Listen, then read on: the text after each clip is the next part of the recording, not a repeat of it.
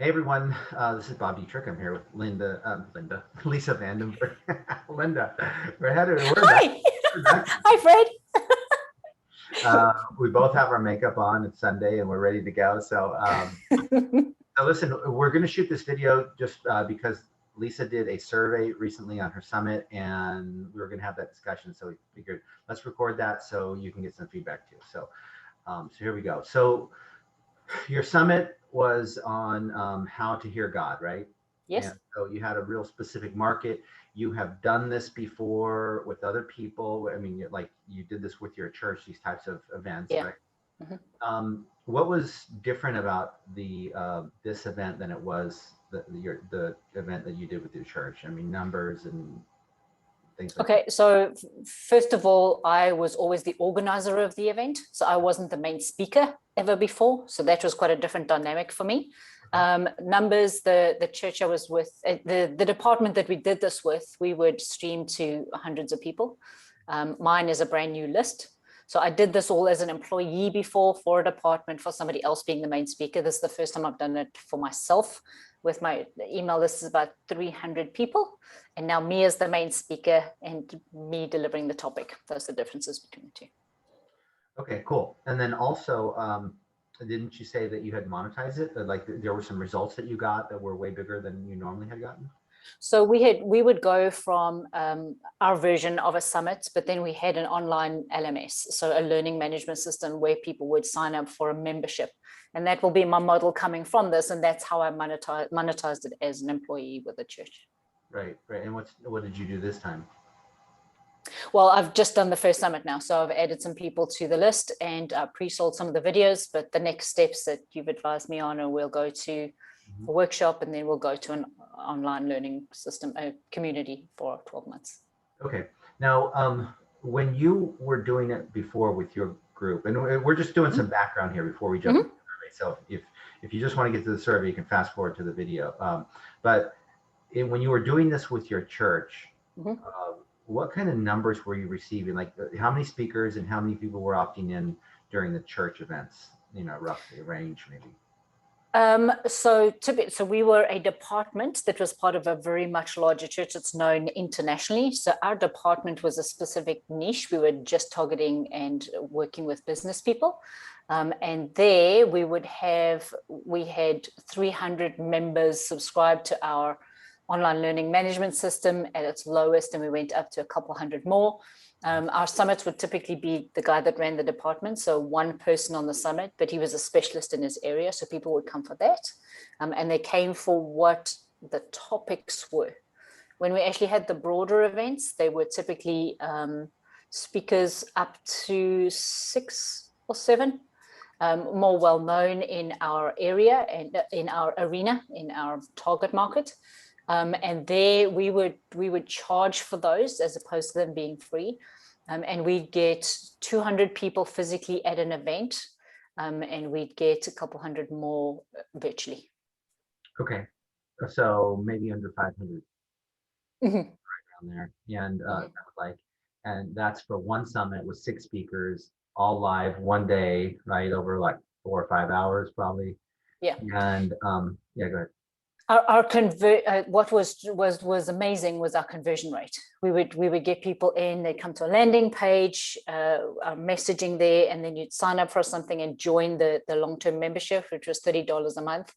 And we had people with us for years, but our conversion rate on our landing page, so when somebody lands on the page and clicks up to membership, was in the 60s and 70%, Mm, going from just a landing page to a paid subscription, because we had managed to dial in what our people wanted. So that's awesome. Okay, fantastic. So when you did your summit, did you follow the 5,000 speaker model? I did not. Okay, My leadership is growing. okay. And So my speakers had about 7,000 altogether with the 8 speakers that we had. and what did you learn from that? What I learned was I got about a 1% conversion. So I added about 80 people to my list. 1% of 8 times 5, 40,000 would have been bigger. Right. So, and it's a lot of work. It's a lot of work for the first summit. which is fantastic because you get to really know about it, and then it's easily duplicatable for the next one. But that work could have yielded more results. Yeah, right. And so, yeah. So the one learning thing, it sounds like, is that 5,000 or 10,000 or anything over 5,000 is a big deal, right? Did you make sure that all your speakers promoted? Yes, they each had their own separate link. I tracked those links. I followed up with them. I really took that piece of the coaching and ran with it. So I sent them all an email. So on the phone call, we got on the phone call with them, booked them, put them into the rota, send them an email straight away with their date and their time, made a branded link for all of them. And my VA and I even made a little social media post with their face on. So Bob, if you were one of my speakers, I wrote the copy and made you a graphic that you could just pop onto Facebook and pop onto IG with your own branded link. So I could track how many people you sent. And then the day before the summit, I actually created a little video where I spoke to each one of the speakers and said, thank you so much. What a privilege to work with you, and, for us to work together to speak to these people. And it just, the way Shanda coaches and you coach about just that personal connection with your speakers was astronomical. The connection between us on the call, because on the summit was only the second time I'd spoken to them after their first 15-minute phone call, right? Right, exactly.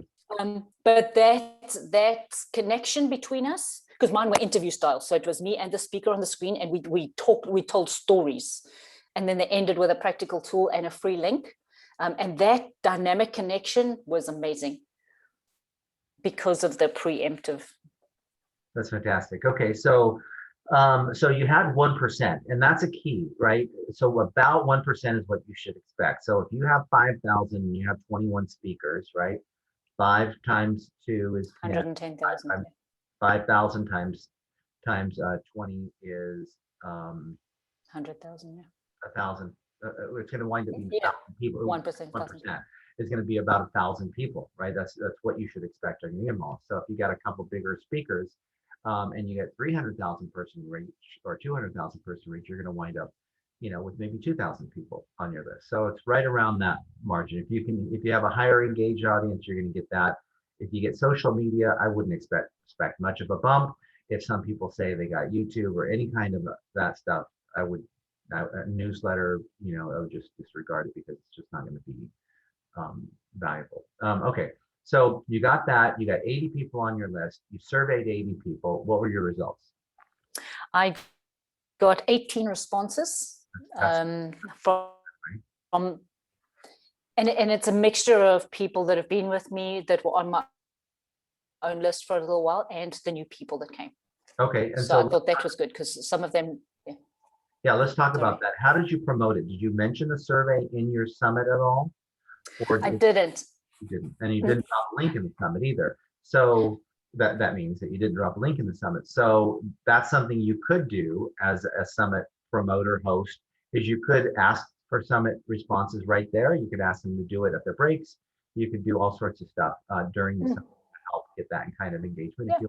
Now, if you're selling, I wouldn't recommend it because you want to stay in that sales cycle and you want to hold attention. And that's what I did.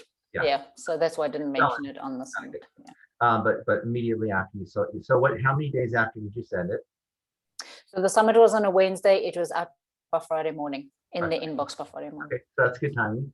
And let's go with questions. You want to share screen, or you do that? Let me just get to it. It won't be a second. Oh dear, need a new password. You are. I just logging in again because it logged me out. Won't be a second. One of the things that I did was I actually sat and thought about who the people were on the call. I've been coaching for a while as well. So just thinking about the people who were in front of me. Yeah. The survey, I want to try and show you the questions without the answers. Yes, there. Okay, now I can share screen. And really sat and thought about the people that I was talking to and what they were going through. So when I sat and wrote out the questions, I did it probably 2 or 3 times.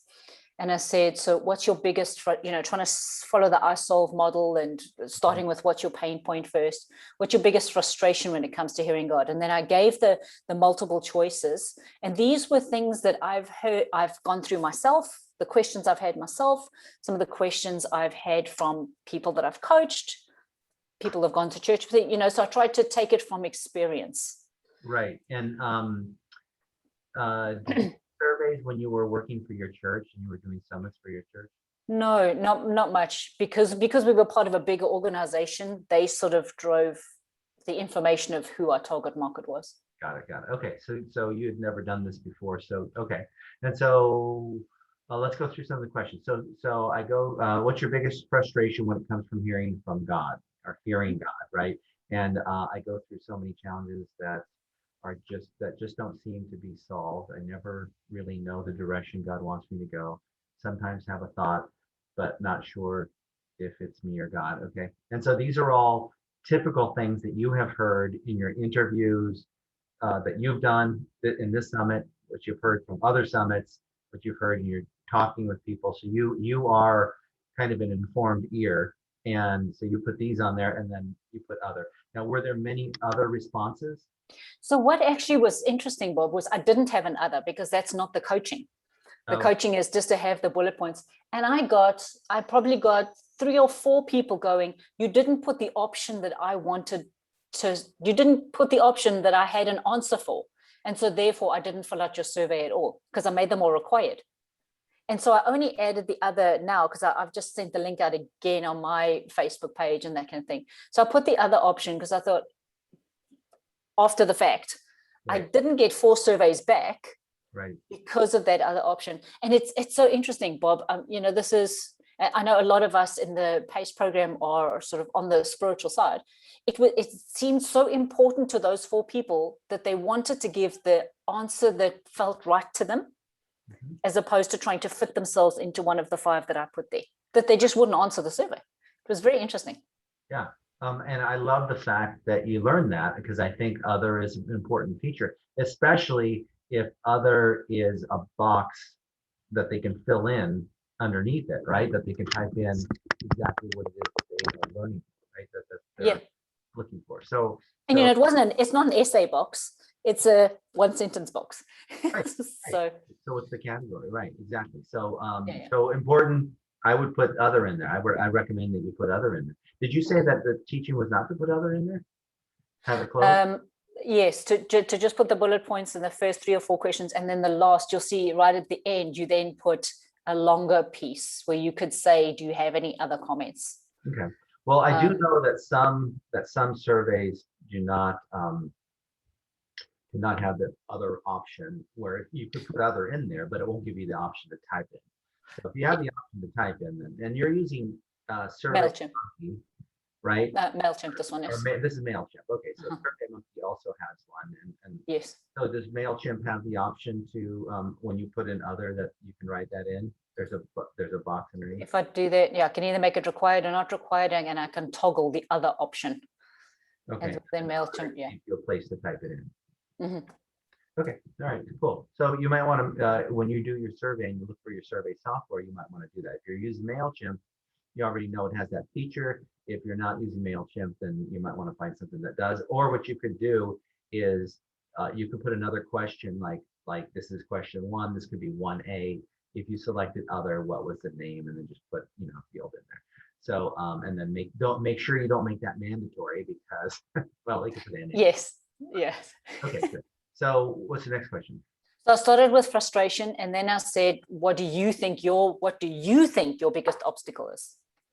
Right. So I wanted to know. So I've heard, like, I'm just too busy, don't understand the Bible enough. I'm scared I've made God mad. I don't feel him all the time. I see being Christian is something I have to do. Or God doesn't care. Look at all that. So those are typical things that I've said myself. So all of this I've said myself. I've asked these questions of God myself. Got it. Okay. And of others. And all right, so we can go through all the questions again if we wanted to, but I think a better direction to go, now that we've seen, kind of the structure here, is what's the objective here, right? what do you Bob, think? there's just one other fascinating thing I found out that I'll just touch on quickly. Yeah, My last question. So I then said, what do you think God, how do you think God does communicate with you, which starts bringing hope? And then I said, what are the main questions you have when it comes to hearing God? I wanted to know how I can serve them. But this last question, I said, imagine what your life would look like if you knew that you could hear God every day. I got fascinating answers because they had to project what life would look like down the line. And they gave me some awesome feedback that's actually giving me actual words, because they typed it out. It's giving me the actual wording to use in my marketing. So Right. I just wanted to touch on that. Why don't you read a couple of those since we're on that right now? So let's Okay. Okay, so I'm just going to stop screen share because it's actually before you do, yes. Let's talk about this and then let's share that because Okay. Right into it. So here's my point: is that the whole point of the survey is to what? What is the point of the survey? Find out what the conversation is in your target market's head. Right, and why are we doing that? Because we want to use that. Well, we want to find out what they're struggling with, not what we think they're struggling with. Right. We want their words, not our words. Right. So we can offer them the solutions to what they're struggling with. And so offering something that they're actually going to buy because solving a problem, right? So let's make sure that we're connecting those links in the survey, right? If your survey doesn't have those connections, like what is the problem that they're having really? And that's what your questions want to pull out of them is what are the problems that they're having, and then how can we solve that problem, right? So that's what we really want to answer. If your surveys, if every question doesn't land on that, then throw the question out and get a better question. Because Bob, I was saying things like you can walk and talk with God. With is the language I use in my videos and things like that. Not once did that phrase come up in the answers. What they did say was, if I knew that I was hearing him, then I could confidently go forward in life. Now I know to no longer say walk and talk with God. Now I can go. So the question I wrote was, how do I know that it's really God so I can walk confidently in life? I can actually use their words and they'll understand it now. Okay. So the point I wanted to make before we listen to yours is that as we're doing this, the most important thing we're doing is making sure that the questions connect the dots, because we're trying to connect the dots with the survey, connect the dots from the sale, from where we are now to the sale, right? And we're kind of ironing out those wrinkles. So the question is, what are your problems? What are the solutions? What is your language? And then what offer you can make, and that will lead to a sale, right? So problems, solution, language, messaging, right? Language, and then your offer, and then the sale. So, and there's probably some more details in there, but so that's the road. And then, so let's go back to the answers you got and how that helped you. So let's talk about those. So some of the answers I got were the sort of the common themes of the 18 that I got were, I don't currently know that it's God, so therefore I don't want to step out and do what I'm hearing because I don't know if it's God's voice or not. Some of the other themes were, if I did know that, wow, my life would look totally different. One person said, I would live life boldly and fearlessly if I knew I was going in the right direction. Right. So over and over again, they said things like that. Is like what's holding them back is that I don't know if this is God telling me to do something, so I'm stuck in a bit of inertia.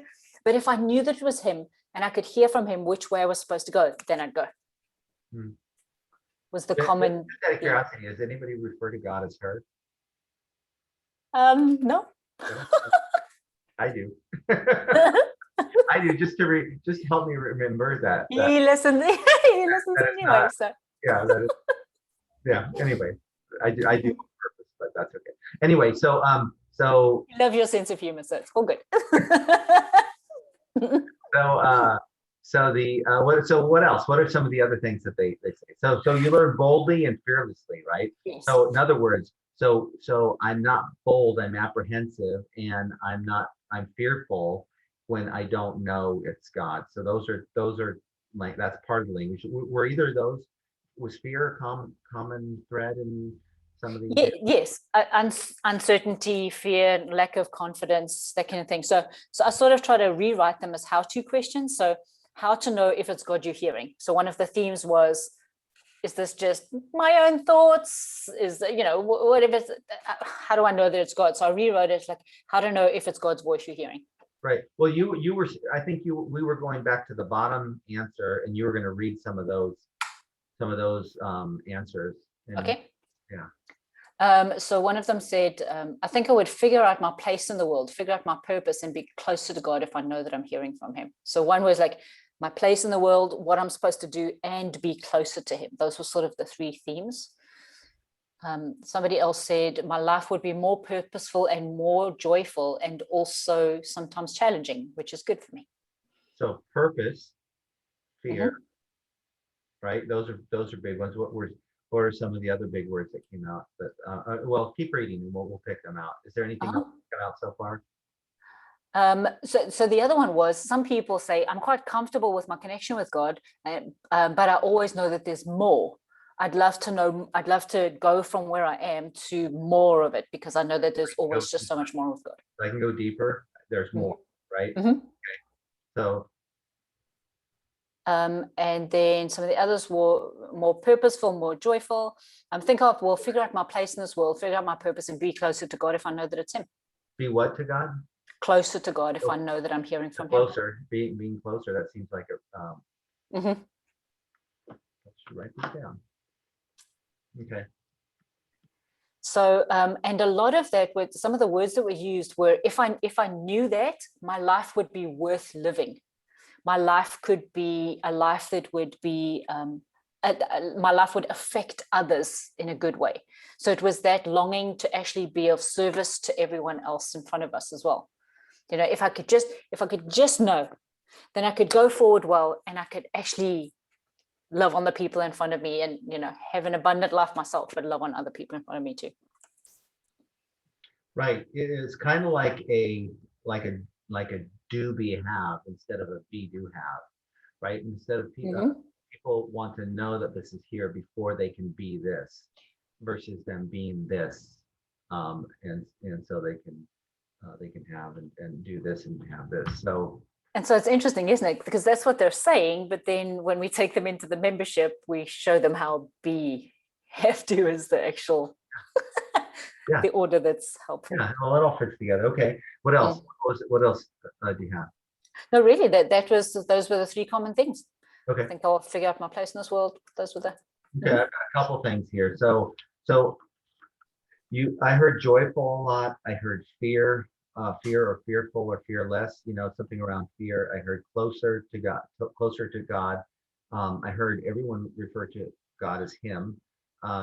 Deeper.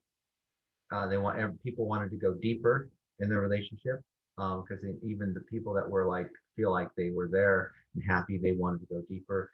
A lot of people were looking for purpose, and it's, to me, it's like the beingness. I put be confident, but it's more than just be everything. Like it'd be a lot of different things. So their beingness, once they have this, they could be that. Yeah. So that's what I pulled out of there, and that's where you want to go with your messaging. So now with those open-ended answers, you now have some of your messaging that you can create for your next summit and for your offers that you're making, right? Okay. Because it was interesting, I'm not talking about the whole of Christianity. So I'm not talking about how to read the Bible or anything like that. It's just specifically on how to hear God. So to get even more specifics into that was fascinating. Right. So let's talk a little bit about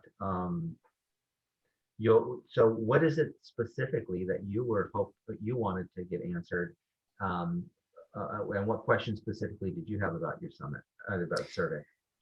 So just taking some of those, because I'm so aware of how important copy is, and just taking some of those themes that we've drawn out there. And so the next one I will do, so I did my 1 day live. The next one I'll do is the 21-day summit.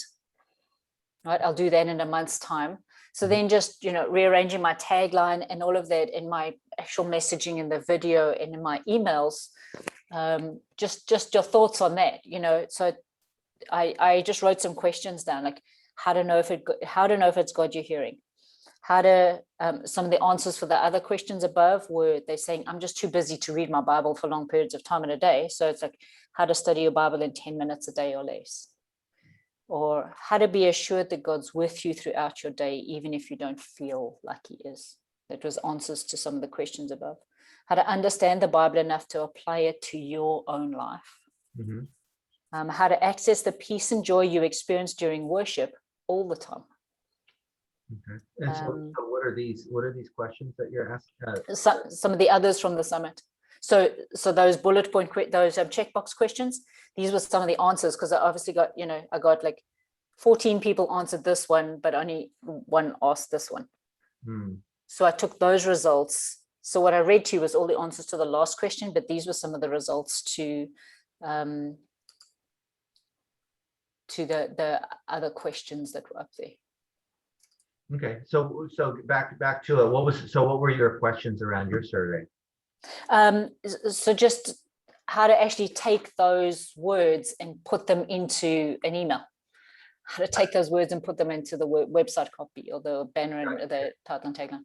Okay, so which email are you talking about? Are you talking about an offer email? Are you going to do a workshop? What are you going to do?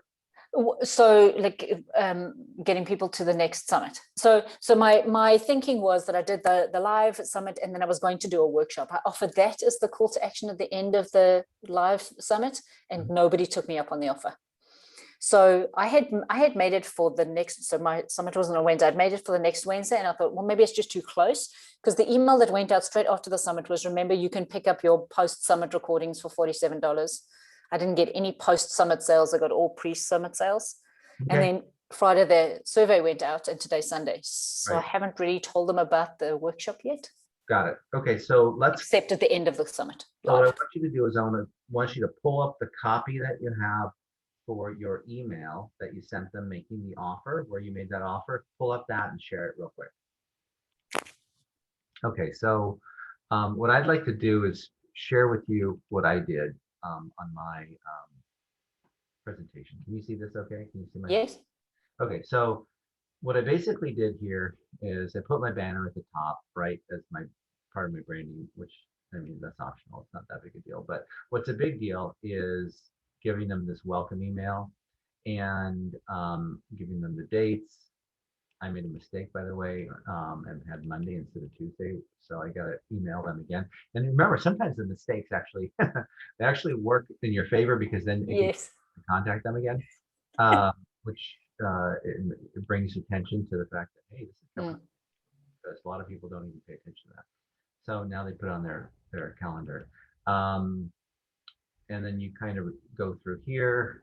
It goes live here. Here's the dates. So I'm reiterating everything again. You receive an email from me. Here's the Zoom link, but I'm going to send it to you again as a reminder. But you can put this in your calendar.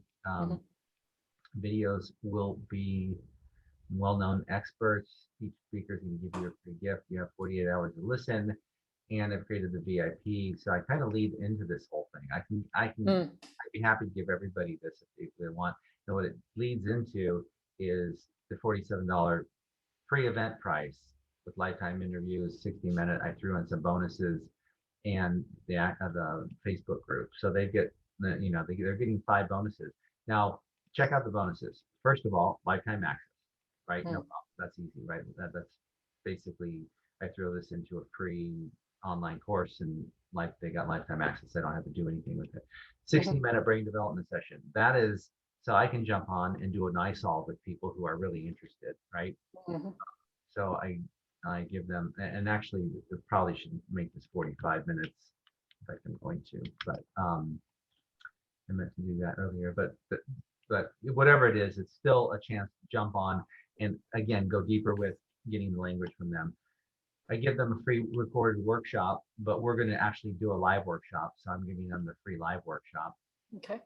Even though I'm going to give this to everybody, I still make it part of the bonuses that they get, and then I'll give it up to everybody. Lifetime access to the ADHD Toolbox, which is my past summit, right? And so I get even more, and then I throw in the Facebook group. So that's kind of the bonuses I used here. And then they click on this link to get the bonuses. Then I list the schedule of events and stuff like that. So here's what's different in a live versus paid. right? Live is like, hey, there's one day, but then I'm going to give you 2 days to view it, and people may wait for that, right? They may wait and see if they go into it. What I found with the 2 week, I use the 2 week version. Other people are using the 21 day. That's 3 week version. In any case, when you're using a recorded summit that's a couple weeks long, people tend to say, I'm not going to spend every day watching videos. I'd rather have the thing and pick out what I want. And so a lot of people, I found more people are buying that way than they are, the longer summits than they are the shorter summits. Okay. So that's a piece of learning here. But the bottom line is that I'm just making the offer here. And so what I was thinking that we would do is we'd come in here, and as we are looking at this language, we can start to drop in some of the benefits, joyful, fear, closer, Okay. purpose, and the that's where some of this stuff can drop in as you're going through your process. So why don't we go back in and talk a little bit about your process again. I'll stop the share. And let's talk a little bit about your copy that you're looking at tweaking. And so go ahead and share your copy, and let's tweak some of it right now to So I haven't written anything, I've written questions on paper. Is that what you had written? Okay. Because I saw some of it, like you had deeper in there.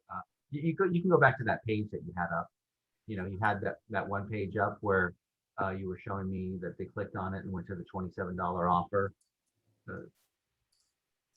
Let me just. So what, before you go, let's go back. There. Go back to that screen that you were just on. That's my normal website. Yeah. Oh, okay. Well, yeah, but your normal website's going to be, so I coach people who are hungry to learn how to discover, unpack, and step into their God-given purpose, right? So who are hungry to, go deeper, be closer, and discover their God-given purpose, right? These are words from your survey that you can use to change right on your website, right? Nobody said discover, right? Hungry may or may not work. Nobody used unpack, and nobody said step into their purpose, but they did use purpose, right? So you've got part of it at the end there. So what I would do is I would take some of these other words and phrases, messages, right? Keywords, and drop them into, right here on your homepage. Got it. So you're invited to fall more in love with Father God. So you're invited to maybe what you want to say is to maybe eliminate the fear of life by having a closer connection with them. You're invited to go deeper. You're invited to be more confident, to be more joyful, to experience, that type of stuff. So you can start to use these phrases, and especially with beingness, right? People want to be this, right? And so that they want to, once I have this, then you can be this, right? And you can speak into that. Once you have this, then you can be that. When inside your program, you're gonna flip the script on them, right? And you're going to go into the beingness. How that is what leads it. So that's part of what I would do here, is just because you can, right? You have that messaging. Now let's go to the other piece that you had. Okay, so this was my summit landing page, and I'll just use this again because the next one will still be called the How to Hear God Summit. Okay. Now you had a 60 something % opt-in rate, right? Yeah, it went down a little bit to the just above the 50s. Right. When I got the longer data. So because I had added these three, they made a difference. So that I went from about mid 30s to mid 50s. Yeah, don't move. I want to read this real quick. No, go back up. Oh, sorry. Okay.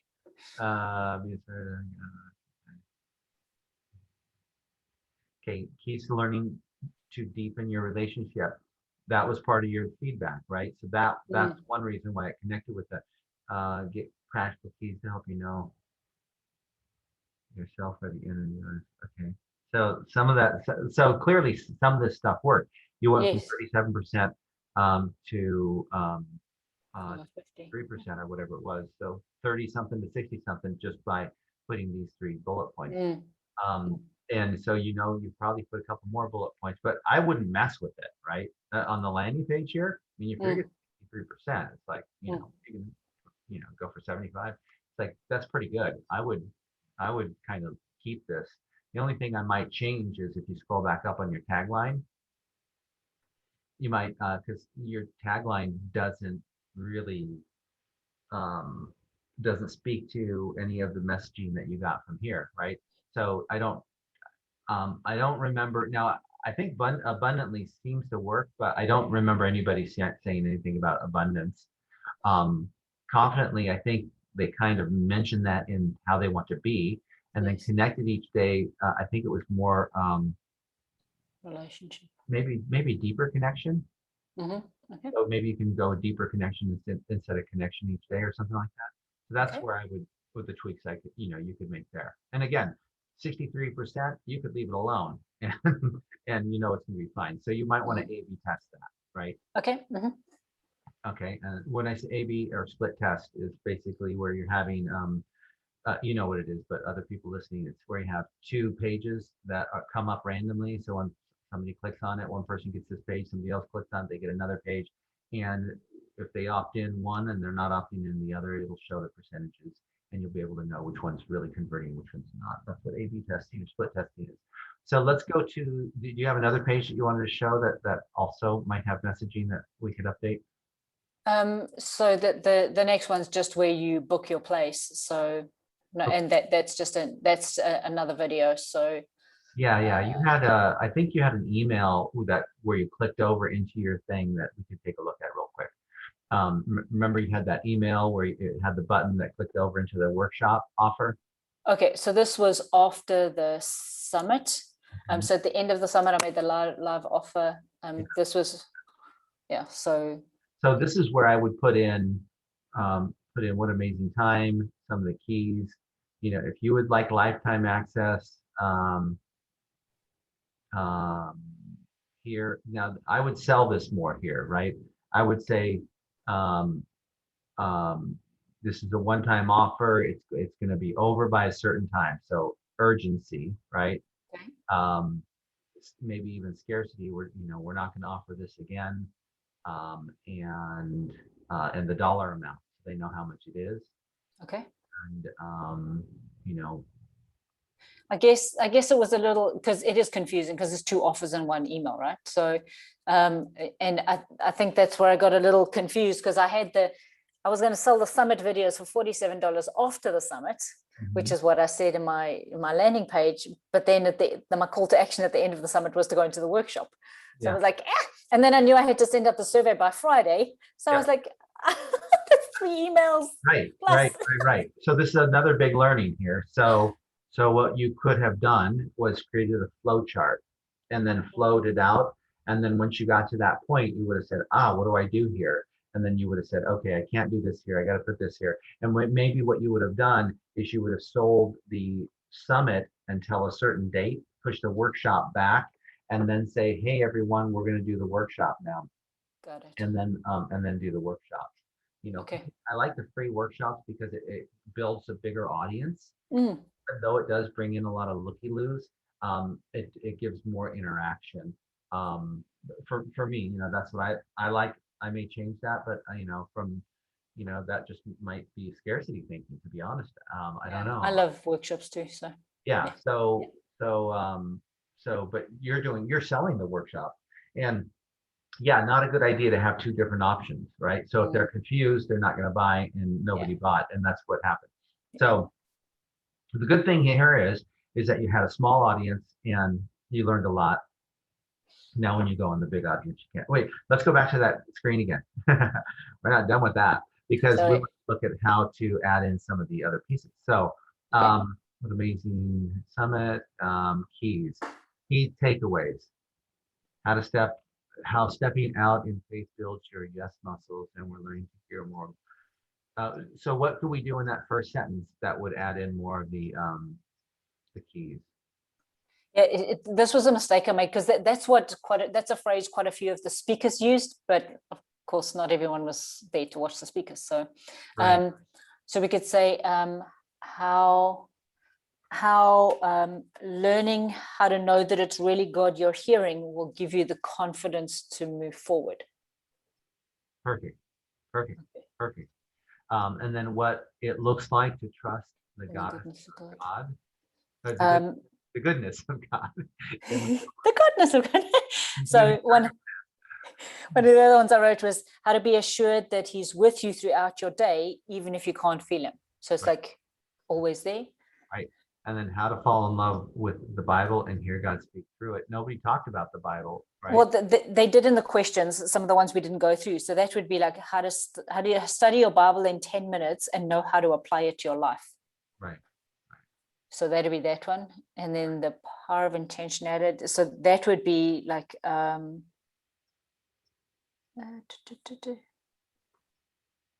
that's it. It'd literally be those 3 points.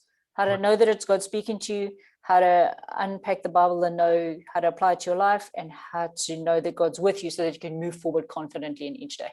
Right. So what's not in here is a phrase about being joyful. What's not in here is a phrase about reducing fear, right?